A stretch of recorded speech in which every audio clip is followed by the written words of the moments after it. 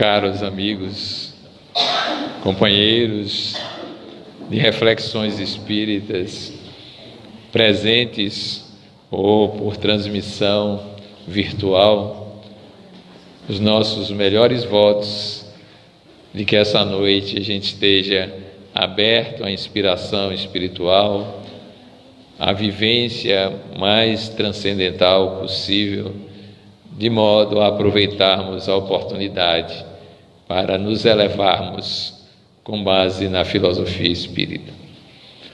Eu vinha conversando com o nosso transportador oficial, Joilson, sobre por que esse tema tão sofisticado, metafísica. Eu já fiquei assim pensando como é que um contador de casos lá do interior da Bahia, que sou eu, ia falar em metafísica e a filosofia espírita. As palavras não são tão cotidianas, não fazem parte do nosso vocabulário. E aí, como eu vi que era uma maravilhosa filosofia espírita, a Semana do Amar, eu comecei a imaginar um método, uma maneira pedagógica, didática, melhor dizendo, de conversar com vocês, de modo que eu não pareça tão esotérico, que quando vocês terminarem a palestra digam: foi profundo, eu não entendi nada, mas foi profundo, eu fui para o fundo junto, né? Porque tem algumas vezes que a gente se esquece da importância da comunicação adequada, e aí delira, e quando termina fica uma sensação esquisita de que estávamos falando grego para um pessoal que só entendia aramaico. Entendeu? Vamos lá. Então eu vou começar bem do comecinho, bem do comecinho, para a gente chegar a essa noção espírita e a metafísica. Ora, os filósofos existiram a partir de um crescimento do ser humano que desenvolveu uma capacidade de pensar, mas não pensar de qualquer jeito, pensar de uma certa forma que eles pudessem dizer que era a forma correta. Mas logo eles perceberam que não era tão simples chegar a resultados concretos do pensamento em função do que eles queriam saber, as perguntas que eles faziam. E aí eles criaram esse nome. Nós somos filósofos, quer dizer, amantes da sabedoria, né? O casamento de Filó com Sofia, seu Filó com Dona Sofia deu o amante da sabedoria. Isso é o que significa a palavra filósofo. Aqui na Bahia se diz que filósofo é aquele sujeito aéreo que vai pensando na vida meio desligado do mundo. Não é nada disso, isso é coisa nossa, baiana, né? E diz que de médico, filósofo e louco, todo baiano, eu acho que é um muito, mas tudo bem, juntando os três. Então essa noção de amante da sabedoria fez com que eles, já há quase 3.000 anos, mais ou menos, começassem a fazer algumas indagações, aquelas perguntas que incomodam, que a gente nunca tem respostas definitivas, e se diz até que eles conseguiram fazer algo impressionante na velha Grécia. Fizeram todas as perguntas que até hoje nós repetimos. Nós não damos as mesmas respostas, mas eles souberam perguntar muito bem, os amantes da sabedoria. Então todo mundo pode ser amante da sabedoria. E nesse trabalho de se tornar sábio, há uma figura que nós devemos estudar e admirar no pensamento espírita, porque ele é um dos precursores do espiritismo. Chama-se Sócrates. Esse filósofo tinha uma característica de modo de agir. Ele se dizia parteiro do conhecimento. Portanto, ele gostava de obstetrícia, né? Fazia partos. Mas esse parteiro do conhecimento era extremamente incômodo na sociedade da época. E por que razão? Porque ele fazia o seguinte: ele criou um método de perguntar, obter respostas e fazer novas perguntas. E esse método se chamou de maiêutica. Olha que nome difícil, né? Mas é o indagador que sai por aí fazendo perguntas para saber o que é que as pessoas realmente sabiam das coisas. Só que quando a pessoa acabava de responder, ele criava uma pergunta em cima da resposta para checar se a pessoa tinha segurança naquilo. Digamos, por exemplo, ele fazia assim, ia para um militar e perguntava: o que é coragem para um militar? E o militar dizia: por exemplo, você sendo uma força militar inferior, enfrentar uma superior, uma maior, e enfrentar com tamanha vontade de vencer, que você termina vitorioso. Está definido que é coragem, né? Aí ele, por exemplo, podia fazer a seguinte pergunta: então quer dizer que se você tiver com 100 homens e tiver do outro lado 10 mil homens, você enfrenta e isso é coragem? Você encontra 10 mil, já viu o resultado, né? Ele dizia: não, aí é imprudência. Então ele dizia: então a sua definição anterior não serve, escolha outra. E foi assim que ele foi indagando de todas as profissões, de todos os indivíduos da sociedade. Sabe, foi a conclusão que ele chegou? Que as pessoas não sabiam, pensavam que sabiam. Essa é a primeira grande questão que ele coloca. E pasmem vocês, ele chegou à conclusão que os que mais pensavam que sabiam e menos sabiam eram os políticos da época. Claro, lá na Grécia, não vamos comparar com os nossos, né? Nossos são outra história, né? Então ele chegou a essa conclusão. Agora imagine ele divulgando esse resultado, o incômodo que ele causou na sociedade de então. E ele então foi construindo o seu pensamento filosófico, portanto, aquilo que estava além da matéria. Além da matéria significa meta. Além quer dizer meta. Matéria chamava physis, de física, que deu física. Por isso que em filosofia tem uma grande área do conhecimento que chama metafísica, além da física, isto é, além das questões visíveis, sensoriais, palpáveis, audíveis, além daquilo que nós percebemos nos 5 sentidos. Então, temos que perguntar, temos que aprender, temos que construir uma sabedoria sobre isso, porque a física trata dos fenômenos materiais, físicos, químicos, biológicos. Física era bem mais abrangente do que a física atual. Mas o que tem além disso? Por exemplo, o que é o ser humano? Pergunta que define o ser humano, pessoa. Que resposta vocês poderiam imaginar? Chegaram um grupo de estudiosos e concluíram que o ser humano era um animal bípede sem penas. Bípede está na cara, ou melhor, está nas pernas, e sem penas.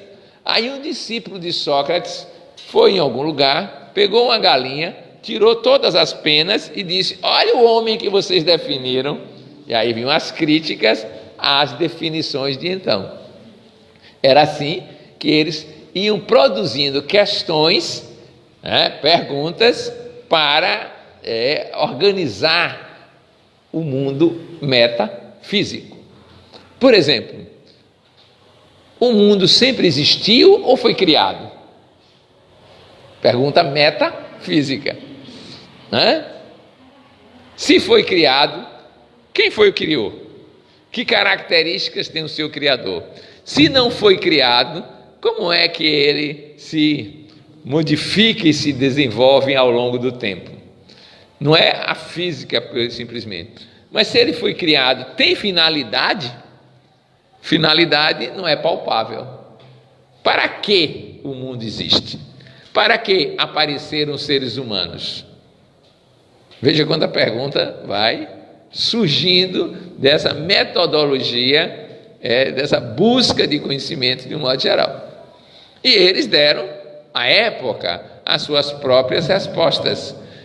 Sócrates, como precursor da metafísica espírita, ele tinha algumas características idênticas às nossas. Agora, a sua argumentação era completamente diferente da que nós conhecemos. Vamos dar um exemplo. Ele definia que o ser humano ele é basicamente uma alma. Ele dizia naquela época, mas não tem nada de ciência experimental, busca de pesquisa, detectar espíritos, não tem nada disso. Aí ele fez o seguinte trabalho: não somente essa alma existia, como sobrevivia à morte corporal, como também renascia. Ele acreditava na reencarnação. Como é que o filósofo demonstra, naquela época, o fenômeno ou a possibilidade da reencarnação? Ele chamava um discípulo, o discípulo tinha um nome que ninguém nunca usou, chamava-se Equécrates. Gostaram? Para botar no filho de vocês?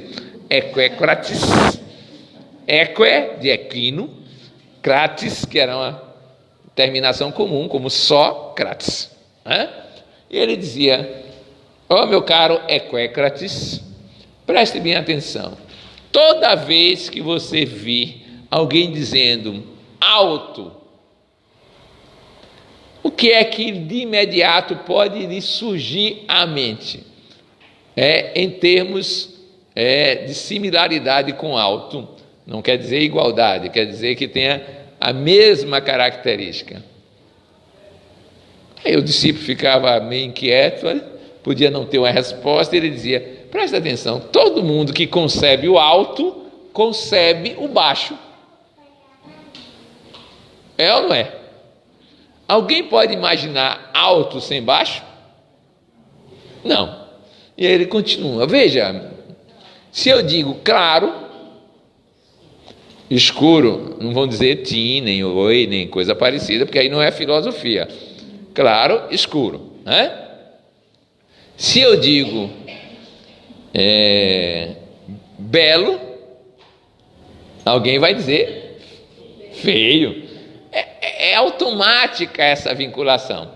Aí, às vezes, preste bem atenção. Se eu lhe digo vou para o alto, eu suponho que está no baixo. Vocês são filósofos da Grécia, viu? Está no baixo. Se eu digo vou para o baixo, obviamente está no alto. Não é assim? Ele diz: olha, então, não é simplesmente que existam os dois, que são contrários. Um é o ponto de partida para chegar no outro. Correto? Eu só posso ir para o baixo se eu estiver. Eu só posso me tornar belo se eu partir do. Perceberam, né? Muito bem. Aí ele diz: vejam vocês poderiam conceber dormindo, pura e simplesmente, só dormindo, ter essa ideia de dormindo? Tem que ter outro acordado. Então, claro, se eu digo dormindo, eu lembro, porque se eu não conhecesse o acordado, eu não registraria o dormindo como dormindo. Não daria certo. Muito bem. Ele disse: olha, se eu digo a fulano, a alguém, está acordado, vamos agora colocar no tempo. O que é que você supõe ao longo do tempo? Ele esteve dormindo e estará dormindo. Ele está acordado. O presente é acordado. O passado deve ser dormindo. Senão, eternamente acordado, eu não saberia nem o que significa isso. Tem que ter o contraste. E estará dormindo, não é isso? O filósofo, o discípulo, concordou com tudo isso. Até aí, tudo tranquilo. Ele disse: pois é, vamos dar um nome a esta regra, lei dos contrários. Então, os contrários são ligados, à linguagem técnica seria geneticamente, pela origem, e um não existe sem o outro. Gostaram? Aí vocês perguntam, e o que é que tem isso a ver com reencarnação, espiritismo? Ele diz, chega lá. Agora veja, presente, está morto. Olha uma pessoa e digo, está morta. Ela esteve e estará viva. Para seguir a lei dos contrários, estará viva. Se eu digo, está viva, ela esteve e estará morta. Se ela está viva, estará morta. Conclusão, se ela esteve viva e agora está morta e estará viva, é porque existe um ciclo chamado, na época o nome era outro, palingênese. Palim de novo, gênese, nascimento de novo. Pronto, ele diz, pronto, está aí a reencarnação. Pela lei dos contrários. Eu saí para ver se você me acompanhava. Captou a mensagem? Gostaram da filosofia? Foi assim que ele concluiu que ele era imortal. Ele era imortal pelo ciclo da reencarnação que ele vivia. E quando ele esteve condenado à morte, ele foi condenado à morte. Ele não temeu a morte, como boa parte ainda teme. Aliás, ele ironizou. Ironia é uma técnica de comunicação e que a gente usa para abusar das pessoas, mas ele usava corretamente. Ironizou os seus juízes que condenaram. Sabe quantos juízes julgavam naquela época? 512 juízes iam para a praça para julgar uma pessoa. Vocês lembram de um número bem parecido com esse? Qual é? Hein? O Congresso Nacional tem 513, é mais um, 512, mas Sócrates dava 500. Pois bem, só que o Congresso não julga, não é judiciário. Lá era tudo, judiciário, legislativo, por aí vai. E como é que ele olha a sua imortalidade? Primeiro, ele ironiza o julgamento. Ele diz o quê? Que não compreende como é que 512 pessoas tão importantes na cidade se deslocam para uma praça para se ocupar de um velho que está, pela lei da vida, prestes a morrer. E para julgá-lo e ainda com a possibilidade de condená-lo à morte, uma coisa que a vida já fez. Ele estava à época com 69 anos e a maioria das pessoas morria antes dos 40, ele já estava para lá de velho. Ele disse que ficava intrigado que importância ele tinha, né, para ocupar tanta gente, retirá-la dos seus afazeres para ver uma coisa que a vida faria no lugar deles, independente do que eles pensassem. Bom, essa é a primeira ironia. Depois ele faz a defesa dele e quando ele é perguntado o que é que ele merecia, segundo a defesa dele, ele disse, olha, o que Atenas pode fazer de melhor nesta hora é dar-me um soldo, é o salário, para que o velho viva os últimos dias da sua vida tranquilo. Ele já fazia pregação da previdência social, porque ele não se sentia culpado de nada. O pessoal ficou irritadíssimo com ele e condenou por 60 votos de diferença, dos 512. E perguntaram o que ele tinha achado do resultado. Ele disse, olha, vocês são tão indecisos que se 30 de vocês mudarem de opinião, eu sou absolvido. Porque a diferença era só de 60. Se 30 muda para o outro lado, acabou a diferença nessa história toda. Mas aí eles proferiram a sentença, estáis condenados à morte. Ele disse, qual é a novidade?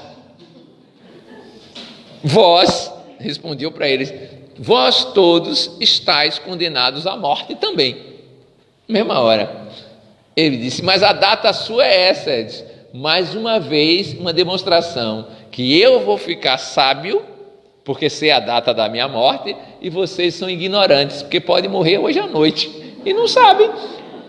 O sujeito era assim, como diz o pessoal do interior, tinhoso, mulher do piolho, aquela que morre, mas não deixa de ficar apertando as unhas. Aí, nessa história toda, ele teve a oportunidade, então, de falar a última vez. Eu não sei se é verdade, mas o anedotário filosófico, os bastidores da filosofia, diz que ele disse o seguinte: ó nobres atenienses, como eu vos lamento, eu, Sócrates, ao beber cicuta, o veneno da época, irei para a companhia dos deuses, no Olimpo, que era a ideia do mundo espiritual de então, para viver a felicidade.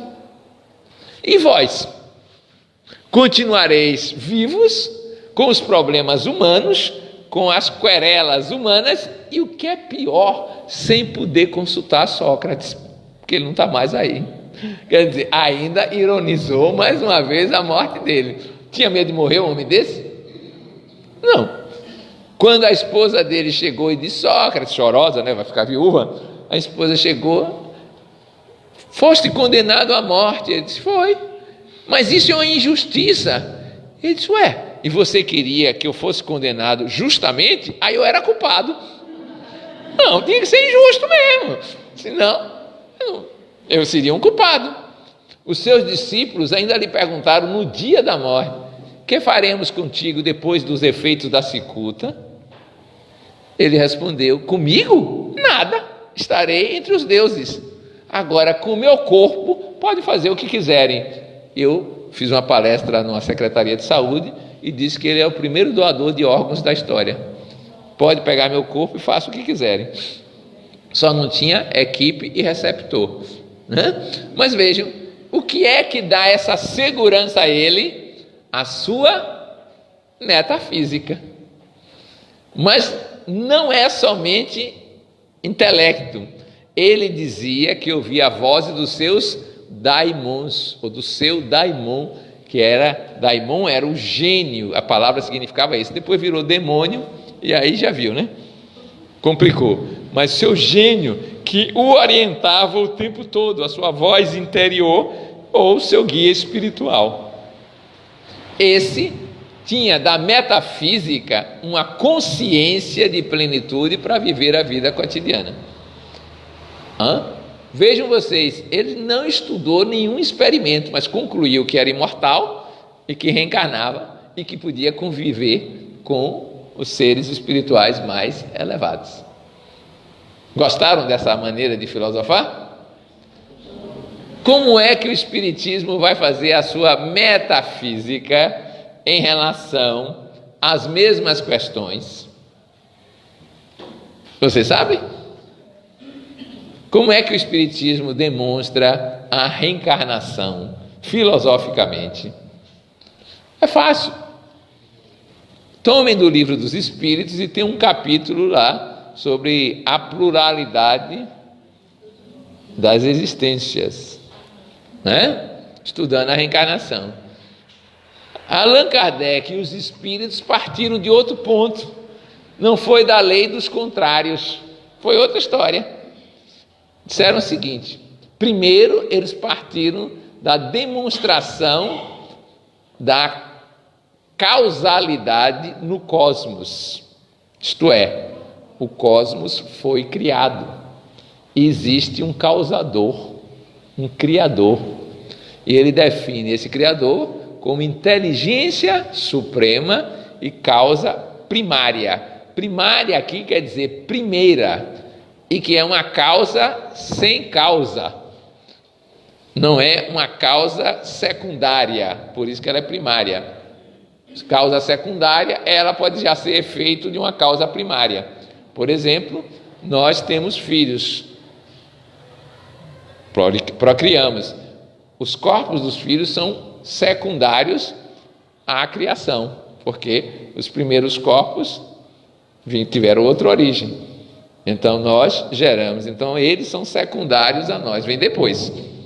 Mas Deus, que é o nome que o Espiritismo dá, é a causa encausada, a causa primária. Primeira questão é demonstrar filosoficamente a existência de Deus, ou ser Deus, né? Essa é a primeira questão. Depois vem a segunda questão, que é atribuir-lhe algumas qualidades. E entre elas está uma: Deus é justo. Porque se ele for injusto, não é perfeito. Não sendo perfeito, não é Deus. Perceberam como é que é o raciocínio? Estou raciocinando junto com vocês. Então, eu derivo isso. Deus só pode ser um. Por que só pode ser um? Não é porque alguém foi olhar e disse, não, só tem um lá. Não é isso não. Porque se tiverem dois, haverá uma diferença entre um e outro. Se há uma diferença, algo que um tem, o outro não tem. Ora, o que não tem é menos do que o que tem. Então ainda não é Deus, só vai sobrar um. Perceberam a lógica desse processo? Era assim que os filósofos da época pensavam, e que o Espiritismo copiou no primeiro capítulo, que é da filosofia e da metafísica, um ramo chamado Teodiceia, o estudo de Deus. Deus é imutável. Por que Deus é imutável? Porque se ele mudar, ele muda do que é para o que ainda não é. E se ele muda para o que ainda não é, então não é perfeito, porque ainda não é. Esteve um momento imperfeito, então não é Deus ainda. Está difícil? Vamos lá. Então, Deus sendo justo, criou o cosmos, deu na gente, e aí Kardec vai analisar o problema da reencarnação. Como é que ele faz? Ele faz o seguinte: observemos a humanidade. Ela é bem diferente em várias situações. Primeiro, em aptidões. Tem gente que cedo aprende línguas, tem gente que morre gaguejando português, não é assim? Tem gente que tem habilidades desde a infância que não aprendeu com as pessoas que estavam no seu entorno.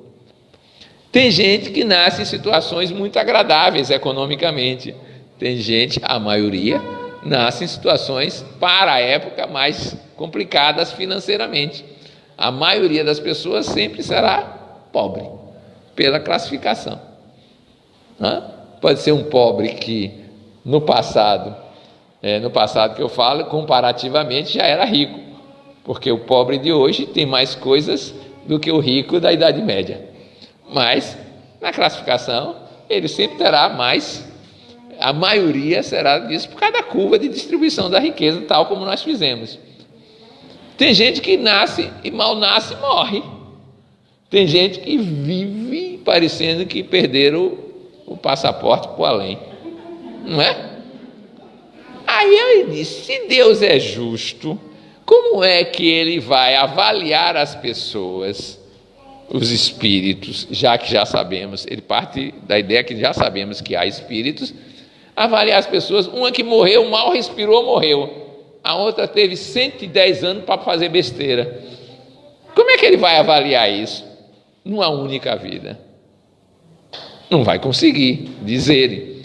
É preciso então compreender que você admitir que tem uma vida corporal, morreu e vai agora viver uma vida eterna em função do que fez nessa vida corporal, é no mínimo uma grandíssima injustiça pelas grandes diferenças que as pessoas vivenciam. Percebe? Então, não é possível compreender Deus justo concebendo uma vida única. Aí ele vai dizer mais: como é que eu vou explicar que algumas pessoas já nascem com ideias tão precoces sem que ninguém tenha ensinado? Se ele nasceu naquele momento, Deus teria criado essas pessoas com privilégios? Mais uma vez, ele não seria justo. Então, a reencarnação é uma ideia, uma concepção melhor para justificar a presença de Deus. Ou melhor, a justiça divina. Perceberam? Então, ao invés da lei dos contrários, ele usa o princípio da justiça divina. Mas se alguém disser, Deus nem existe, portanto não é justo. Pronto, não vai demonstrar a reencarnação por aí. Por quê? Porque o pressuposto, o primeiro passo é demonstrar que Deus existe e tem a qualidade de justiça. Isso é filosofar.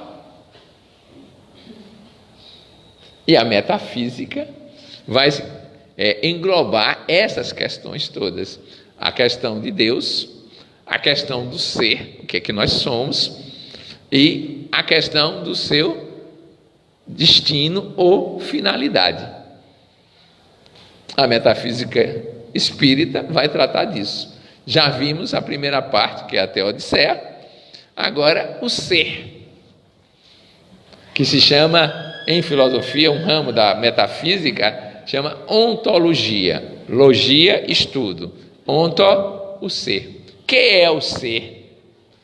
Se eu perguntasse, que é você? Em qualquer cultura, em qualquer ambiente comum, melhor dizendo, as pessoas diriam assim: eu sou uma pessoa, eu sou gente, eu sou médico, eu sou homem, eu sou isso, eu sou aquilo.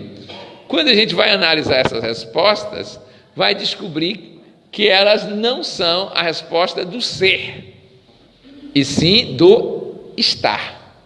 Qual é a diferença? Eu sou médico. Ora, vamos trabalhar então com uma dupla de palavras importantes. Ser é aquilo que sempre é, imutável. Ser é isso. Se muda, não é. Agora, existir é aquilo que aparece e desaparece. Então, eu não sou homem, porque desaparece.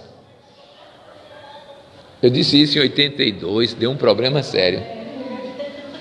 Agora não, agora o pessoal liberou, né?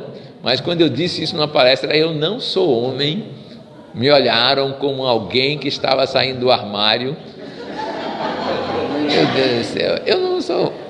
Aí eu caí em mim que aquela frase não cabia naquela plateia, né? Porque o que é que nunca mudarei, portanto, essência, a condição de ser espírito. Como espírito, eu nunca deixarei de ser. Resolvido esse problema. Segunda condição que eu nunca poderei deixar de ser. Não, o ser. O que é que eu não poderei deixar de ser? Imortal, porque é espírito. Terceira condição que eu não poderei deixar de ser. Olhem para mim. Vocês não estão enxergando aqui uma criatura divina? Olhem para mim, eu sou divino. Porque toda a criação divina só pode ser divina.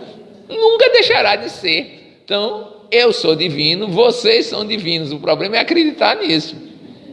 A gente vai chegar a um arranjo metafísico aí. Então, o que nós nunca deixaremos de ser, portanto, não está submetido às leis do tempo. Porque o tempo é que dá a marca da impermanência, que dá a marca da mudança, da mutação. Agora, eu existo como gente. Eu existo como humano. Eu existo como pessoa nesse momento. Essa é outra história. Existir não é igual a ser. Está claro isso na nossa metafísica?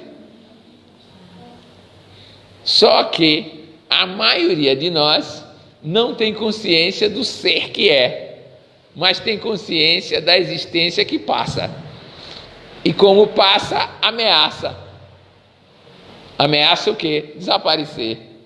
Como ameaça desaparecer, a gente tem medo. Viram de onde vem a emoção do medo? Da consciência da impermanência.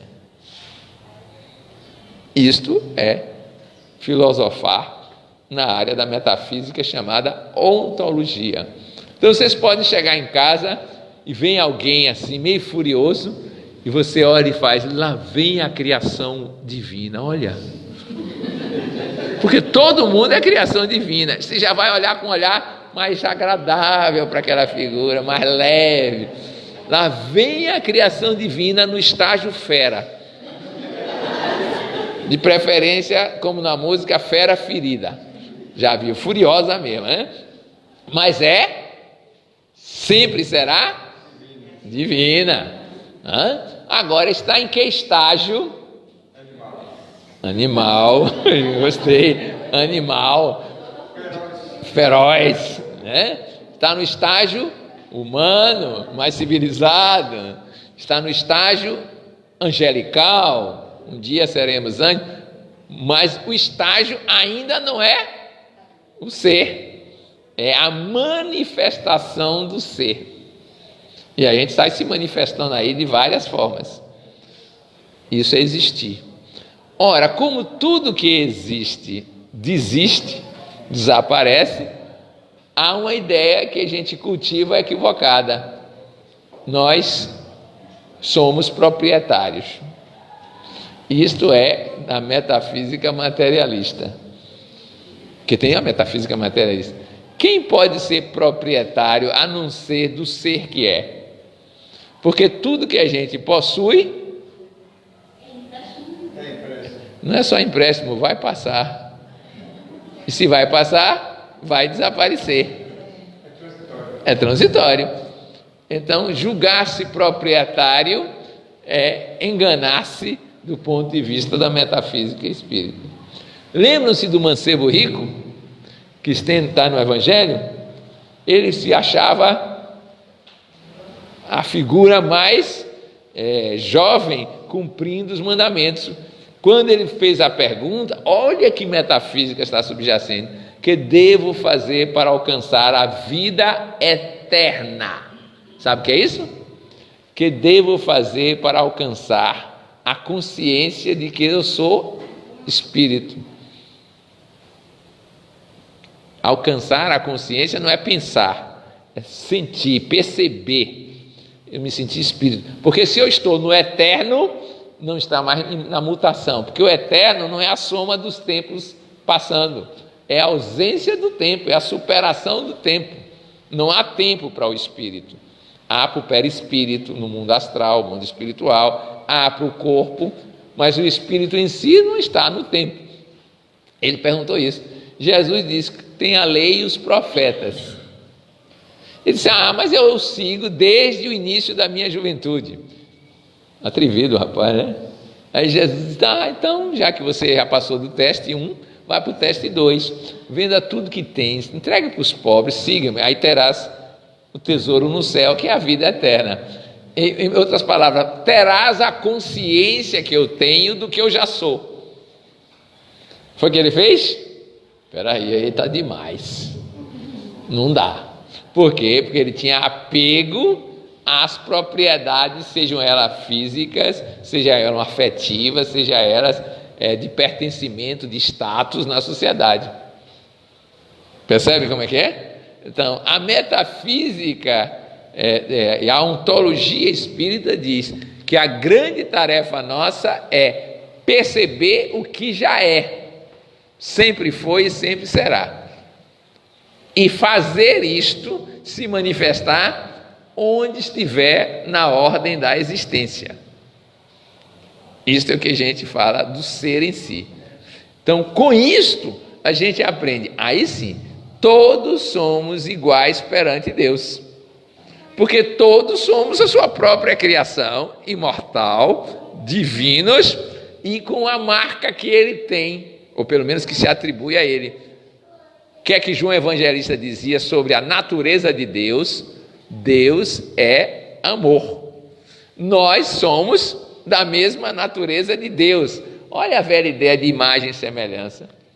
A natureza de Deus é amor. A nossa natureza é amorosidade.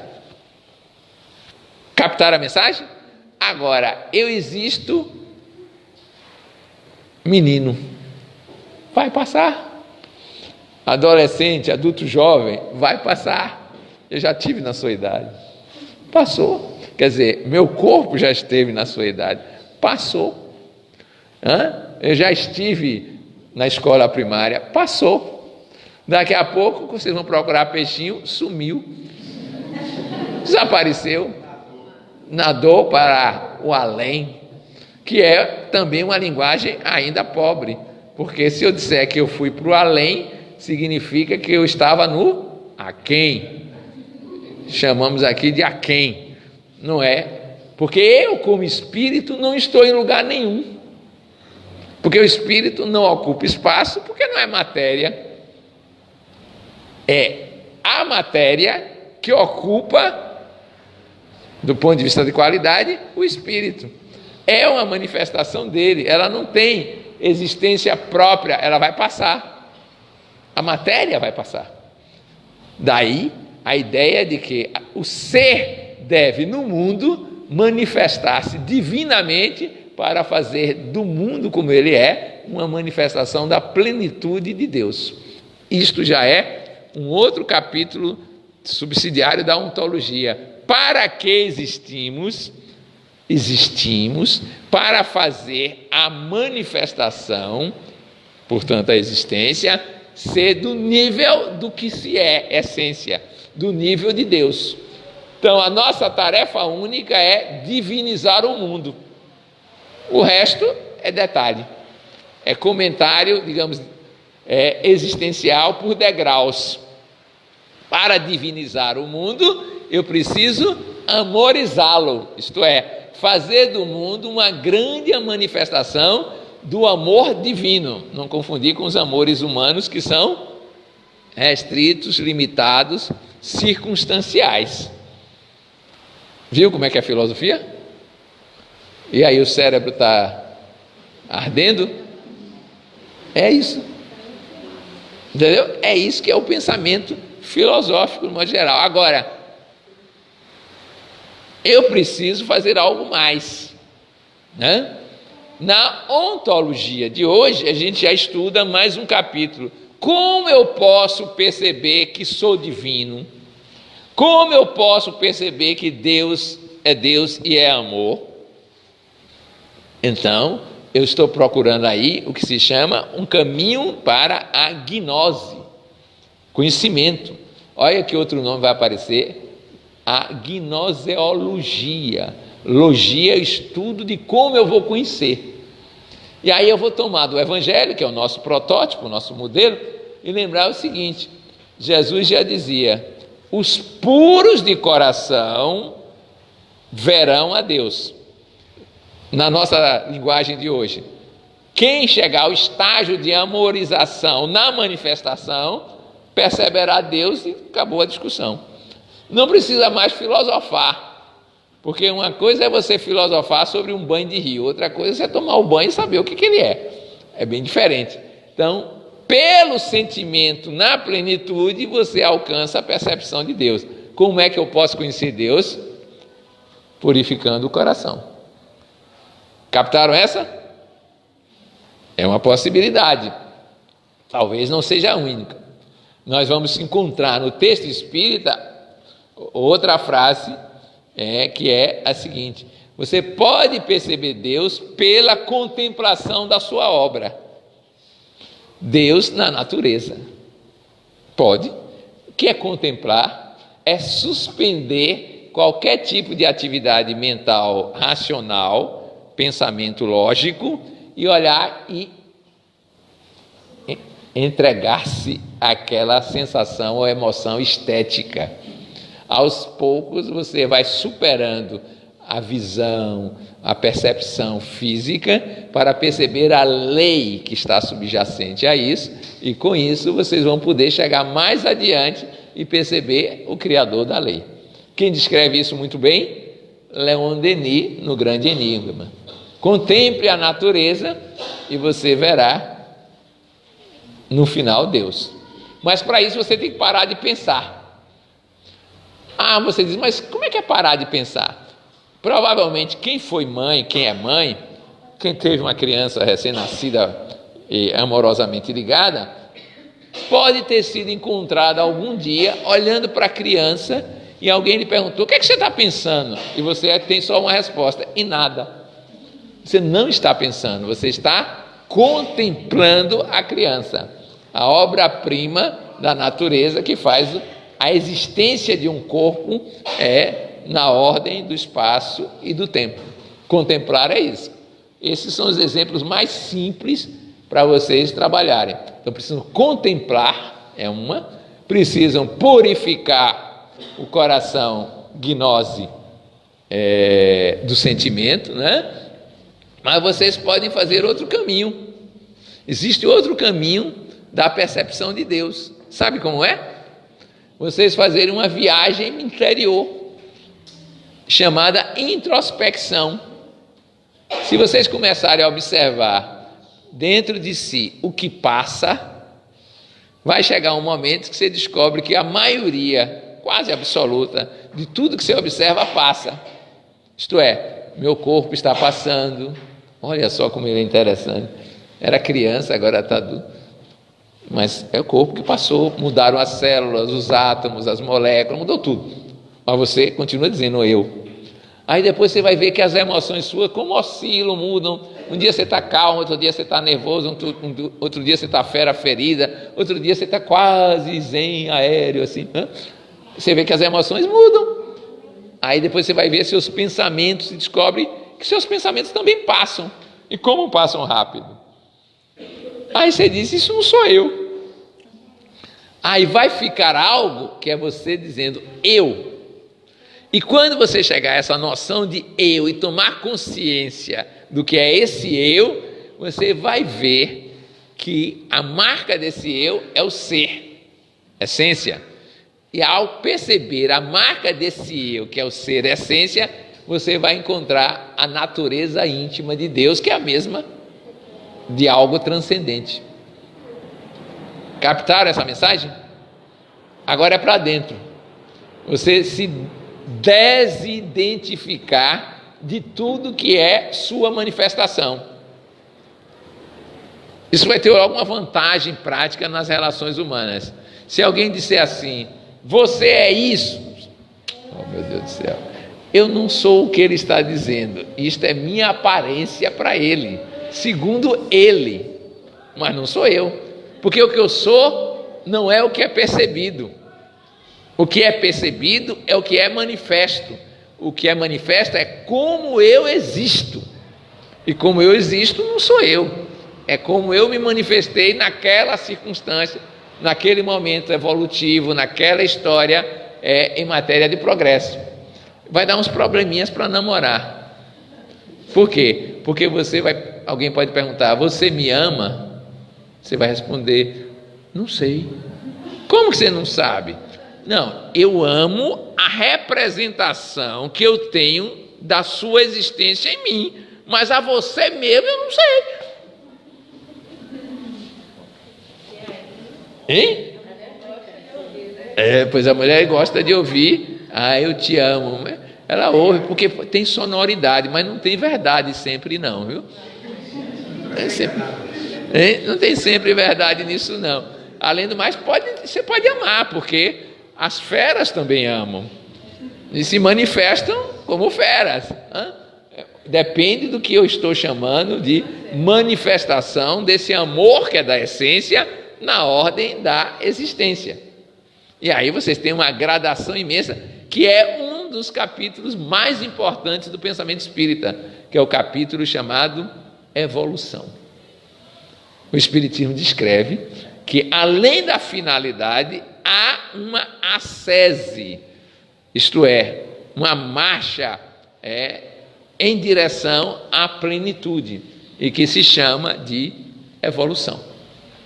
E aí nós podemos descobrir algo muito interessante nessa metafísica espírita, que é a seguinte: tudo evolui. Tudo evolui. Não em linha reta, normalmente, mas evolui. Hoje, a humanidade está muito mais evoluída na sua manifestação do que há 10 mil anos, há 20 mil anos, há 1 milhão de anos, quando o ser humano começou a aparecer como humano na classificação que a gente tem. Evoluiu bastante. Em que pese a gente falar que a situação estava difícil, complicada, a evolução está se dando. Não sei se vocês sabem, mas as estatísticas mostram que nós estamos no maior período de paz nos últimos 5.000 anos, que é o tempo que a gente tem de civilização conhecida. Os últimos 70 anos dizem que é o período mais tranquilo da humanidade. Imagine como era antes. É o mais tranquilo hoje da humanidade. Impressionante isso. Mas está um caos, é uma violência tremenda. Imagine como era antes. Simplesmente é porque agora a nossa consciência de violência aumentou bastante, e aí aquilo que antes era normal passa a ser patológico. Entendeu? Era normal. Imagine na Idade Média um indivíduo como Gengis Khan. A gente fala dos nossos governantes. Imagine Gengis Khan. Simplesmente ele juntava a sua tropa, entrava numa cidade, cortava o pescoço de todo mundo, empilhava e media para saber qual era a maior pilha que ele tinha feito. Sem declaração de guerra, sem nada. Era normal. Quem quiser que se aguentasse, se defendesse como puder. Vai fazer isso hoje. Vai ter uma grita e você vai ser barrado imediatamente. Então, tudo evolui. Agora, precisamos saber, e esta é uma tarefa pessoal importante, se estamos evoluindo no ritmo que podíamos evoluir. É aí que estuda-se um problema chamado axiológico. Não é mais metafísica, é filosofia prática. A axiologia é o estudo dos valores, que é que vale. E aí nós vemos que tem uma evolução dos valores, da ética, como nós chamamos aqui. Vejam vocês não estão falando, não ouvem falar há uns 5 ou 6 anos, que o Brasil é um país de muita corrupção? Não ouvem falar disso? Minha gente, só é corrupção porque alguém disse que isso não pode ser mais feito. Porque no Brasil, quando se proclamou a República, era muito pior. E tem um historiador brasileiro chamado Baiano César Zama, que diz que no tempo da República Romana, ele estudou Júlio César, o período, a corrupção na eleição romana era de tal ordem que legalizou-se a compra de votos. Era normal, você comprava os votos tinha loja de compra de votos, ninguém achava que era corrupção, não. Nós é que olhando para trás, mas que povo é esse que comprava votos? Na época era normalíssimo. Ele escreveu isso em 1894, ele foi contemporâneo de José Pititinga. Sabe o que foi que ele disse, César Zama? Que a corrupção na República Romana era apenas menor do que na brasileira de Deodoro e Floriano Peixoto. Era normalíssimo essas coisas que se faziam. Mas um dia a consciência cresce e você diz, não, peraí, está demais o quê? Aquele modelo não vale mais. Houve um tempo que a premiação, digamos assim, a sensação de felicidade que o noivo romano tinha, sabe qual era? Soldado romano tinha? Se o imperador aceitasse para passar a primeira noite de núpcias, a esposa dele com o imperador, fazendo o seu congresso sexual com o imperador. O soldado ficava num delírio, que maravilha! E hoje,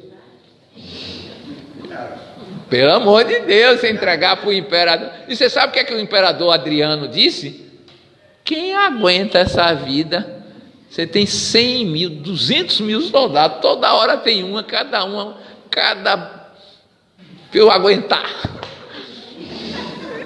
Entendeu como é que é? Mas era normal não, era prêmio para alguns que ele conseguia escolher. Era normal. Hoje, você diria, mas que absurdo, que casamento mais maluco, fora de época. É assim que se dá o progresso. O que hoje é normal, na ética progressista, evolucionista, amanhã não será mais. No futuro, a gente vai dar, passar um olhar pelo passado e dizer assim: ué, as pessoas brigavam no Brasil por terra, olha só, que povo idiota, né? Que atraso, brigavam por terra, com tanta terra sobrando aí, mas brigavam. Eles inventaram um negócio chamado propriedade, e aí botavam uma cerca e botava gente armada para matar o corpo do outro sem saber que o cara não morre, olha só. O cara não morre, não adianta. Ele volta e ainda fica perturbando a turma de cá. Mas como o povo era ignorante, o povo que a gente somos nós hoje. Somos nós. A gente vai dar gostosas risadas da nossa criancice na vida que nós levamos na atualidade. Então, o nosso grande desafio ao ver a maravilha da filosofia espírita é estudar. Podemos fazer esse esquema de estudo filosófico, mas principalmente aplicar, praticar. Porque se a gente não praticar, é como alguém que sabe ler, mas nunca usa a leitura. É alguém que sabe nadar, mas nunca nada. Em suma, é alguém que possui aptidões, mas não realiza. E ao não realizar, se estagna, se limita, ou melhor, se estiola, chega a atrofiar suas próprias aptidões. E aí eu lhes pergunto: gostaram da metafísica espírita? Então, podem pensar: não preciso usar esses termos não, eu estou usando porque Joilson me obrigou, né? Senão eu falava outra linguagem. Mas agora vocês já sabem como é essa noção, principalmente buscar Deus e perceber esse espírito. Só temos esses dois problemas para resolver. Problemas mesmo só são esses. Uma vez resolvidos esses dois, nada mais fica como problema. E este mundo material que parece tão problemático, só porque a gente não tem o olhar do Espírito. Você imaginou? Jesus Cristo, vocês já viram falar de Jesus Cristo com problemas financeiros? Não teve nenhum. Você já viu falar em Jesus Cristo com necessidade de comer e não sabia arranjar o alimento? Não, ele arrumava fácil, ele pegava pão, multiplicava, pegava peixe, multiplicava. Já viu Jesus Cristo na fila do SUS? Nem como doente, mas como médico ele não deixava fila nenhuma. Imaginou eu trabalhando com Jesus Cristo, ele chegava e fazia: levanta-te e anda, veja, olha, seu sangramento está curado, olha, sua lepra, tchau. Ia ter fila? Nada, só tinha um defeito ele, não fazia pergunta nenhuma, praticamente só fazia uma. Aí o pessoal ia dizer: tá aí, é um médico que não faz anamnese, né? Está acostumado a trocentas perguntas, mas do resto ele não precisa nada disso. Por quê? Porque ele e Deus já estão unificados. Ele já sabe que é divino, já tem consciência de que é divino. É isso que a gente precisa ter. Eu estou olhando para o ponteiro dos segundos. 9 horas.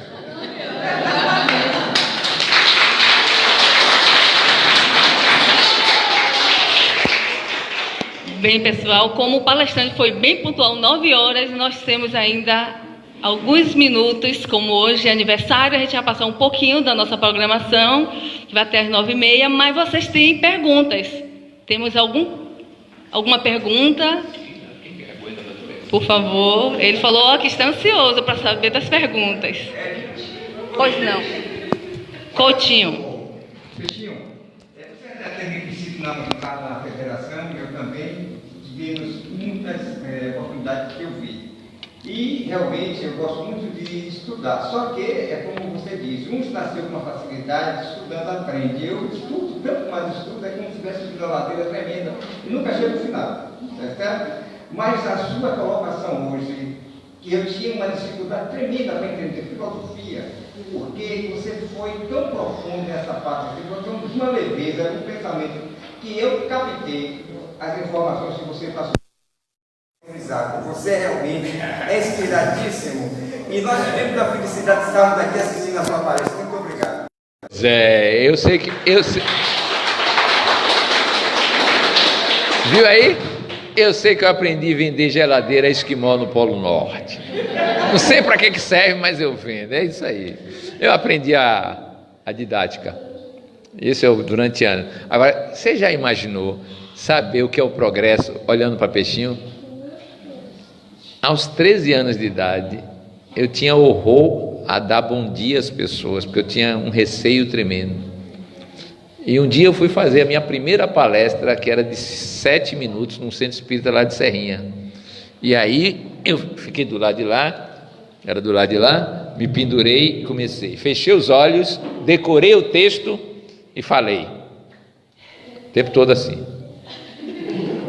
Quando terminou a palestra, meu irmão mais velho virou para mim e disse: olha, como palestrante você não tem futuro nenhum, mas como dançarino você começou. Eu acho que ele se enganou redondamente. Como dançarino eu nunca consegui dar 2 passos na ordem, mas como palestrante eu melhorei bastante. Treinei e hoje posso fazer coisas desse jeito, quer dizer, pegar um tema mais complexo e falar para o povo tranquilamente, né? Isso foi treino, significa que você pode progredir numa única encarnação. Eu não nasci assim, não fui precoce nada não, fui ralando lá no quintal da garagem, falando sozinho para perder o medo e depois ir para público. Mas eu acho que vocês não vão precisar perguntar nada não, basta pensar hoje.